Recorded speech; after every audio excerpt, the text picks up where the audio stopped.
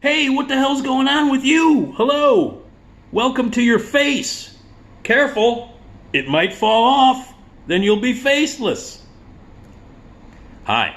Nick Digilio, that's me. Thank you for checking out my YouTube channel. Well over like 165 or so videos here. Scroll down, they go back months and months and months and months, and they cover movies and TV and theater and games and jokes and stories and books. All kinds of really cool stuff. It's all free. So subscribe, like, tell your mom, tell your friends, tell your jag-off uncle who's creepy. Tell them all. Most importantly, you got to donate at patreon.com/NickDShow. If you're not donating, you're kind of a dick. You're kind of like the person that watches PBS and you don't donate. That's what you should do, because all the videos that I give you are free. All the stuff that I provide, and the extra bonus videos on Patreon that I give you if you're a patron. You get all kinds of really cool bonus stuff, including behind-the-scenes stories of what really happened at that stupid WGN radio station that now sucks and it's being run by morons. And it's embarrassing. Oh, it's embarrassing. Anyway, you can get all the behind-the-scenes stories if you donate. Become a patron now. Pick a tier, donate. $3, $5, $25, $3 a month. What is that? It's like a bottle of Gatorade and a Snickers bar. For Christ's sake, you can afford that. Patreon.com/NickDShow. Donate today. Check out my podcast. Also free. Nick D Podcast, Google it, it's everywhere. RadioMisfits.com is where the home base is. Every Tuesday, every Friday, new podcast. I also review movies now for The Steve Cochran Show on WLS, AM 890, the Big 89. That's right, working with The Steve Cochran Show on WLS. Every Friday, usually every other Friday, I come in, hang out, review movies, and I'm the official movie reviewer for the Steve Cochran Show, WLS, AM 890. It's really nice to have a morning drive show in Chicago that doesn't suck ass. It's amazing. So anyway, I'm part of that. Thrilled to be a part of it. And again, that's being provided for free. So all this stuff that I'm doing, it's free for you. So the least you can do is go to patreon.com/NickDShow. Donate $3 a month. Be a good human. Try that out for a while. Hey, it's good. All right. New movie that I'm reviewing right now, Bullet Train. Comes out in a couple of days, and it stars Brad Pitt. If you've not seen a commercial for this, you clearly have not turned on your TV in 3 weeks straight, every day. So it's a big action comedy extravaganza. And it is from the director David Leitch, or Leitch. I don't know how to pronounce his name. David Leitch. He started out as a stunt coordinator, fight choreographer, who went on to direct other movies. He kind of snuck in there and sort of got in there and without credit, uncredited, partially directed the first John Wick movie and then worked on the other John Wick movies as a co-director or a consultant.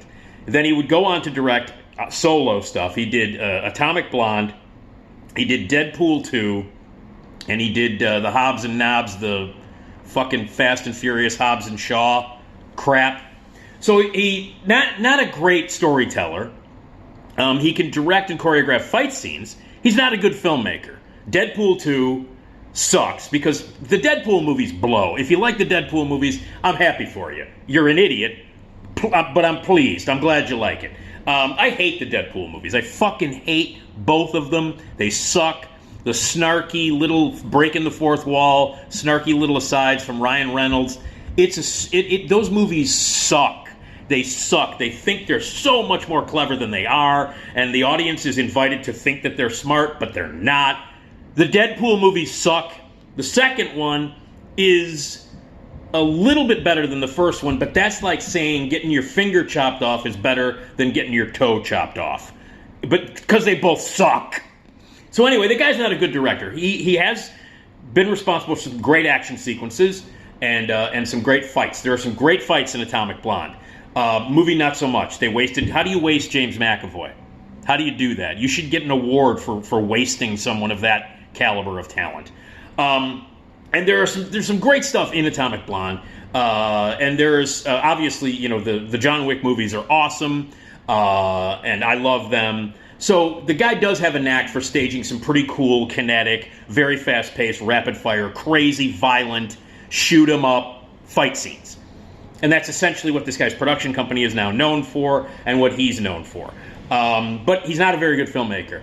And Bullet Train is ample proof that this guy is a shitty director. because Bullet Train sucks. It's terrible. It's easily the worst movie that this guy has directed.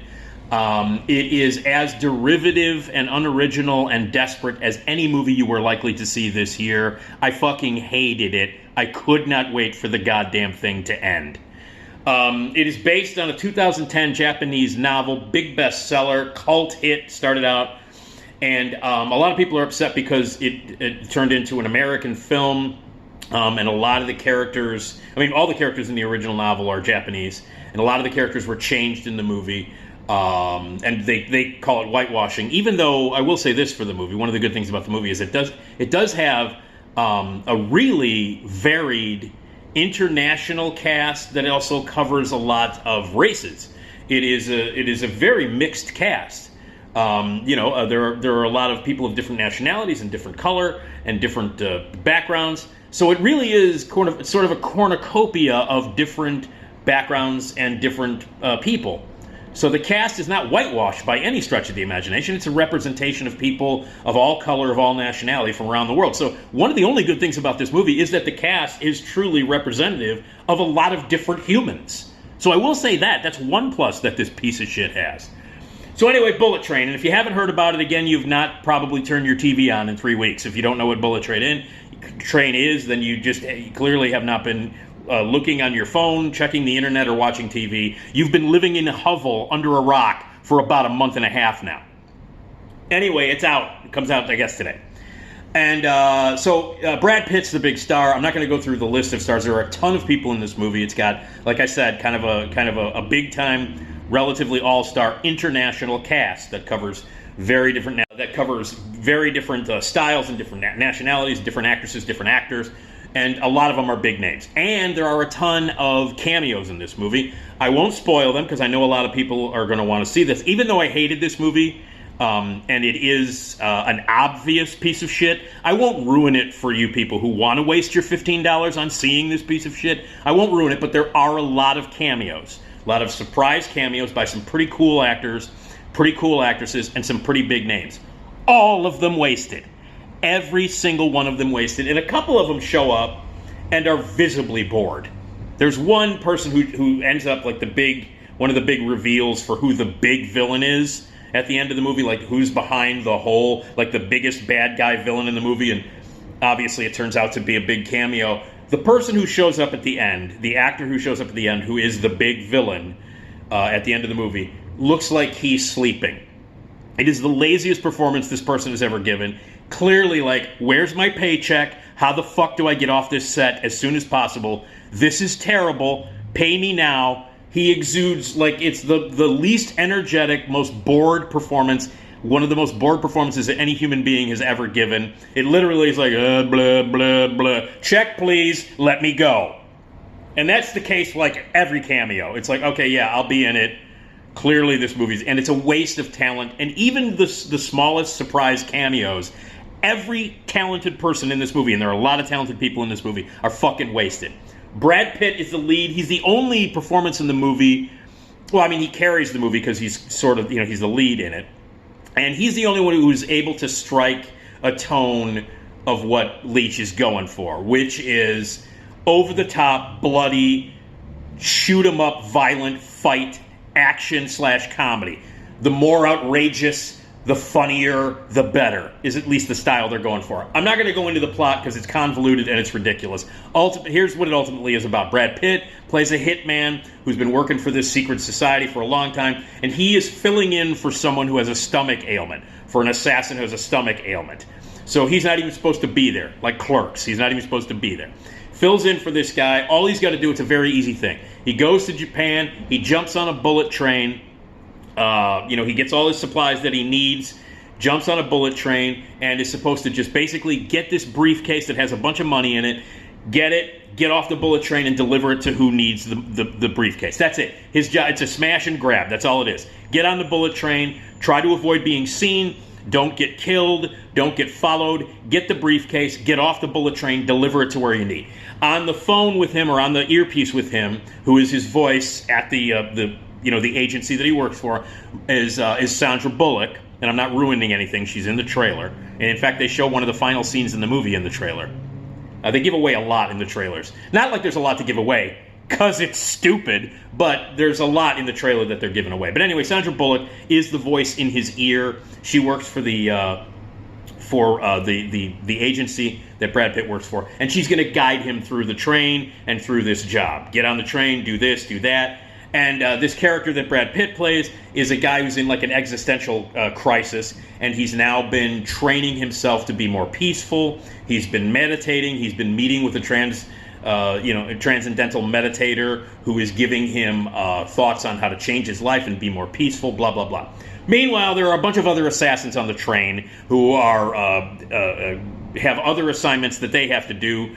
The briefcase is the MacGuffin. It's involved. There are other people who show up, try to kill each other. So basically, it is a bullet train full of assassins that are trying to kill each other, get the briefcase to the bad guy at the end of the movie. That's it. That's all you really need to know. It gets extremely complicated, and all of the assassins have backstories, and all of these stories kind of blend together in a way that will ultimately lead to the big bad guy, the briefcase, and the final confrontation with all the bullet train assassins and the bad guy. And in between, it's all comedy and mayhem, lots of blood, lots of gunshots, lots of people getting heads chopped off, blood everywhere, lots of lots of martial arts fast, John Wick style fights that are really brutal, using things, props that are within the that are all over the place in the train. Pick up a glass, smash it over somebody's head, pick up a briefcase, do this, all the stuff that you've seen in these martial arts movies from the past that have been rejuvenated over the years with stuff like Atomic Blonde and stuff like John Wick. Lots of close-up shots in the head. Heads explode. Heads get cut off. Blood everywhere, spraying all over them. There are gallons and gallons of spewing blood. There's lots of vomit. There's a poison scene in the movie where people are vomiting out of their nose and their mouth, and heads are flying off, and bullets and blah, blah, blah, blah, blah. Now, normally, if you know me, I love violence. I love that kind of shit. I love spewing blood, but not when it's derivative, stupid, boring, idiotic, and unbelievably, desperately forced. This is a movie with not one original fucking bone in its unoriginal, derivative, stupid-ass body. Everything that you see in this movie has been seen in other movies for years and done a million times better. The comedy is forced beyond all recognition. There is the only person who seems to be able to mine small laughs out of the movie is Brad Pitt. He's the only one, and he's kind of doing a variation on everything he's ever done comedically. Like there's a little bit of true romance in his performance, stoner kind of thing. There is a little bit of what he did in Fight Club in it, especially the line delivery is very, very Fight Club-ish. He basically is going to his bag of tricks, and it's a good bag of tricks, because Brad Pitt is a terrific actor, and a terrific actor on every single level. He can do action, he can do drama, he can do it all, and he definitely can do comedy. Brad Pitt is a very, very talented comedic actor, and he does the best he can with the shit that is written in the script in this stupid-ass movie. So Brad Pitt's the only one that minds the little laughs in it. Every other bit of comedy is completely forced, shoved down your throat, over the top, to the point where it got boring. Like, here's a movie that is filled with action. There are shootouts and fight scenes. Every 5 minutes, someone's getting killed. There are big battles, and boom, boom, boom, boom, boom, gun, blah, blah, blah, blah, heads exploding, blood shooting all over the place. I was bored out of my fucking mind during this movie. I didn't care about the plot, which is convoluted and stupid. I didn't care about the characters, which are one-dimensional and moronic. It is a mix blender. Like, they threw all this other shit into a blender. They threw in Japanese anime. They threw in the Jackie Chan movies. This movie would not exist. It's a total, knockoff of all the Jackie Chan shit. I mean, the stuff that they were doing in Hong Kong 35 years ago, 40 years ago, is what they're finally trying to do in this movie. The kind of stuff that you're seeing in this movie has been done 80 million times for 40 years in Asian cinema, and done so much better than this forced, Americanized bullshit. It's derivative, it's forced, it's stupid. Go back. Hey, listen, if you want to see something like this, but good, go back and watch the original John Woo movies. Go back and watch the Jackie Chan movies. Go check out the the Japanese anime, the Lone Wolf and Cub, okay, the Shogun Assassin movie that's based on the Lone Wolf and Cub stuff. It's stuff like that. This shit has been done for years. So much better, so much more clever, so much funnier in a million other examples than this pile of dreck. Like a bunch of desperate and disparate rip-offs from other better movies and books and comic books, all slammed into one half-ass script, populated by a bunch of really big-named and talented actors, slumming, taking the check, and running away. It's completely over the top. It's completely ridiculous. The fight scenes aren't exciting. The comedy, the over-the-top bloodletting, the heads exploding, none of it's funny. It's boring. There is no inspiration in this movie whatsoever. It is as by the numbers and desperate and just, it's poser nonsense. It's Z-grade poser bullshit. And this kind of stuff has been done a million times better before. It's an awful movie. It is an awful movie. Now, the audience I saw it with, they were laughing through the whole thing. They seemed to be having a good time. Oh, it's outrageous. Look, they put a gun in the guy's head and it exploded. Oh, there's a sword chopped off this thing. And oh, there's a wacky, there's wacky points of view from a water bottle. This shit has been done a million times, so much better. This is bad. Real bad. It reminded me, remember in the mid-90s after Tarantino hit pretty big with Reservoir Dogs and Pulp Fiction, and then everybody in the mid-90s was trying to do their Quentin Tarantino-esque ripoffs. You remember those movies like Things to Do in Denver When You're Dead, 2 Days in the Valley, The Truth or Consequences, New Mexico, The Immortals, Boondock Saints. You remember those shitty knockoffs, Killing Zoe? Remember all those stupid movies? This movie is exactly like that, and it feels like it should have been made in the mid-90s when really unoriginal asshole directors were making unoriginal asshole movies and just trying to copy what other better filmmakers did. That's what this is. This is a blatant, uninspired, lazy poser copy of other better shit from the past. I mean, it totally, while I was watching it, I was like, is this 1995? Am I watching Things to Do in Denver When You're Dead? Is this going to be on a double bill with Boondock Saints? Is The Immortals going to be on after this on cable? It is that low-level Z-grade, rip-off poser, Quentin Tarantino-esque nonsense. Only it is Quentin Tarantino-esque. I mean, even he did that. He ripped off this kind of stuff in Kill Bill. But it's even a ripoff of a ripoff of a ripoff. It's even worse than Tarantino when he's ripping stuff off. It's even worse than the Tarantinos when they're ripping Tarantino off. It's like a Xerox copy of a Xerox copy of a Xerox copy that continues to lose its ink. And we're down to about copy number 8,000 with Bullet Train. So there are so many other things. It reminded me, remember a few years ago this piece of shit called Smokin' Aces came out? You remember that piece of shit? And when it came out, it was like, who is this movie made for? Are people longing for the Tarantino? Did someone say, hey, I would really like to see Truth or Consequences, New Mexico again? Or, what movie was great and I would really like to see something similar to it? That Things to Do in Denver When You're Dead. Remember that? But again, a jagoff like Guy Ritchie has made a career out of being derivative and Tarantino-esque and ripping off other better filmmakers like Scorsese.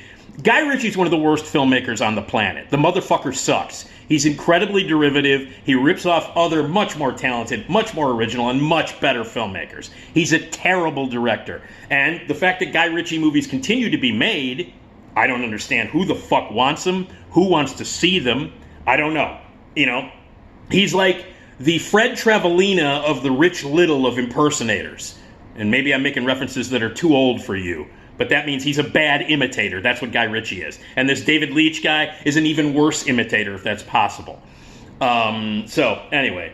So it chugs along, no pun intended, really quickly. Lots of stuff happens. There's lots of flashy visuals and lighting, and it looks like Japanese anime a lot of the times. The storytelling style with the names of the characters and the flashbacks and blah, blah, blah, very Tarantino-esque. There's not an original bone in this script's body. There's not an original scene in this movie at all.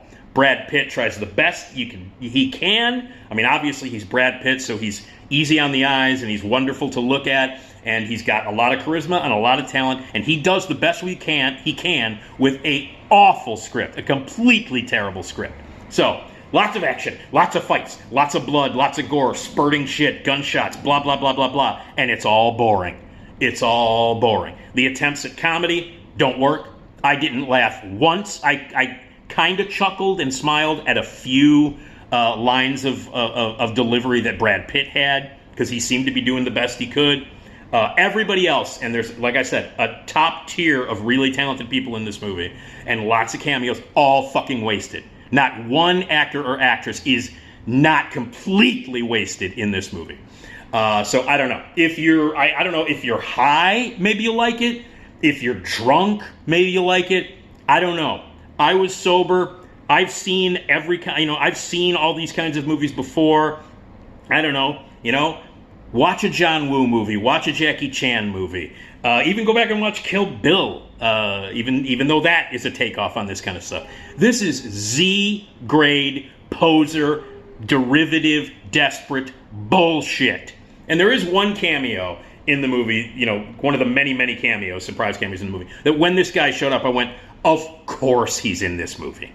I mean, it's a cameo of a dipshit, of an actor who, when you're watching the movie, it's like, hey, you know what actor should be in this movie? This asshole. And then who shows up in this movie? That asshole. Like, he shows up and I went, yeah, I'm not at all surprised that this dickhead makes a cameo. He doesn't have a line in it either. It's like it's a treat that this jagoff shows up on screen. So he's one of many surprise cameos. They're all wasted.